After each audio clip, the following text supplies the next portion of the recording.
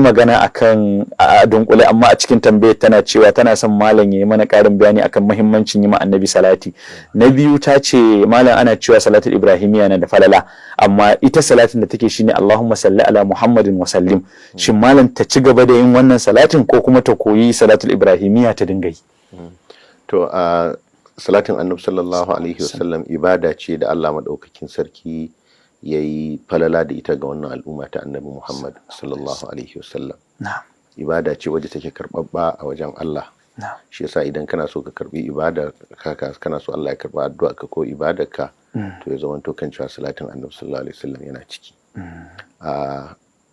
Shi salatin annabi sallallahu alaihi wasallam shi ne yake sanya mutum bawa Allah da kansa ya masa salati, domin kamar yadda annabi sallallahu alaihi wasallam ya ce man salla alaihi salatin wahida sallallahu alaihi biha ashra, wanda ya mun salati daya Allah zai masa salati 10. To shi ko salatin Allah ga bawa shine yake fitar da shi daga cikin dufai zuwa ga haske. Wallazi yusalli alaikum wa malaikatuhu liyukhrijakum min adh-dhulumati ila an-nur. Allah shine yake salati a gare ku tare da mala'ikunsa su ma suke salati a gare ku, domin Allah ya fitar da ku daga cikin dufai zuwa ga haske. Wannan shine fa'idar salati ga Annabi sallallahu alaihi wasallam, ɗaya daga cikin fa'idodinsa. Daga cikin fa'idodin salati ga Annabi sallallahu alaihi wasallam shine cewar wato Allah zai wa mutum zai yafe masa zunubansa, sannan ya isan masa dukkan damuwarsa ta duniya da lahira. Kamar da ya zo a hadisin Ubay ibn Ka'ab yake maganan cewa in sanya dukkan salati na gare ka ya Rasulullah, yace idan yughfaru dhanbuk wa tukfa hammuk. In kai haka sai a yafe zunubanka kuma damuwarka wato a isan maka ita. Kaga mutum yana cikin damuwa ya lazimci salatin annabi sallallahu alaihi wasallam, Allah zai yaye masa damuwarsa. Sannan kuma a ƙarshe daga cikin fa'idodin suna da yawa. Suna da rubuta littafai akan wannan. Ibn al-Qayyim ya rubuta Jila'ul Afham fi salati ala khairil anam. Haka zalika as-Sakhawi ya rubuta littafi al-Qawl al-Badi' fi salati ala al-Bashir ash-Shafi'.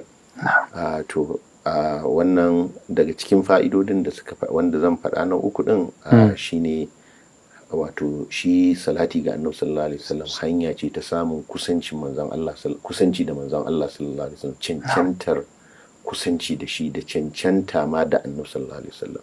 Yace aulan nasi bi yawm al-qiyamah aktharuhum alayya salah.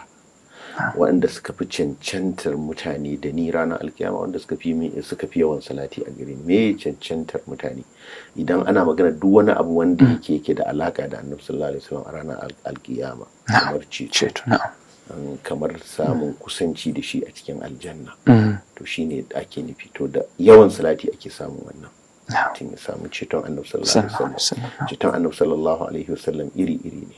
Akwai ceton annabi sallallahu alaihi wasallam na mutum a shigar da shi aljanna ba tare da hisabi ba tare da azaba ba.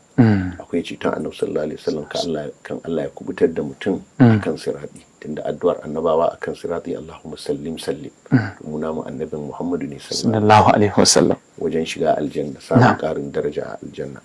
Dangane da bangare na biyu da ta yi na tambayar, salatin da ya fi kowanne shine salatin Ibrahimiyya, da ya zo da sigar Ibrahimiyya wanda annabi sallallahu alaihi wasallam ya koyar. Kuma kamar yadda yan uwa suka sani, annabi sallallahu alaihi wasallam da aka tambaye shi ya za a yi masa salati, shiru yayi, wanda ya nuna cewa sai da aka yi masa wahayin yanda ake yi. To kaga abin da ya zo da wahayi daga Allah da wasu dan Jibrilu alaihi salatu wassalam ya nuna cewa wannan salati shine ya fi kowanne. shi ma da kike yi Allahumma salli ala Muhammad sayyidina Muhammadin wa sallim ko Allahumma salli ala Muhammadin wa sallim, salati ne, a ce salati ne, amma wanda ya fi shi falala shine wanda Annabi sallallahu alaihi wasallam ya koyar. Shi ya falala akan dukkan wani salati da mutum zai yi. To shi yasa ma Annabi sallallahu alaihi wasallam ya koya mana shine zaka yi a cikin sallah. Idan baka yi shi a cikin sallah ba, baka yi wannan sunnar ta sallah ba. Sai salati da Annabi sallallahu alaihi wasallam.